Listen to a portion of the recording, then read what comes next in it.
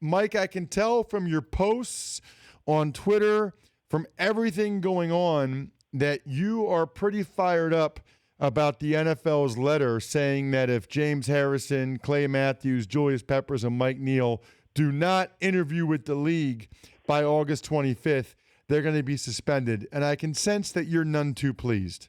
Well, and here's what bothers me, and this gets back to last year when fans of teams other than the Patriots were saying, we don't care about Deflategate, why should we care about Deflategate? And my response always was, because your team could be the next to find itself on the wrong side of a situation like this. And what the league is doing, it's taking the power that it has obtained through the Tom Brady case, the power to compel guys to participate in investigations, the power to suspend guys who either don't cooperate or who provide false information or incomplete information. Now the NFL has the power to suspend those players, even though that's something the NFL has never otherwise bargained for. And it gets removed from the PED policy. There's nothing in the PED policy that requires these guys to come in and give evidence against themselves. The way the PED policy is written, if the NFL has evidence other than a positive test or a violation of the law that a guy's committed a PED violation, you take action, and then if the player chooses to fight it, he files an appeal, and then he tells his story. The player doesn't have to be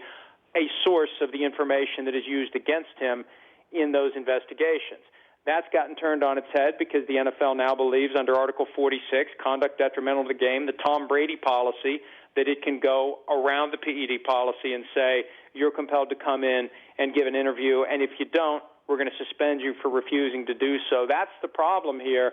And now the question is, with the battle line drawn, will the NFLPA find a way to fight? Will they find a way to let these guys submit? And will the players choose to ignore the recommendation of the NFLPA and say, hey, I got nothing to hide. I'm going in for this interview. I'm not going to get suspended because the union is telling me not to be interviewed. The Dan Patrick Show, weekday mornings on Audience.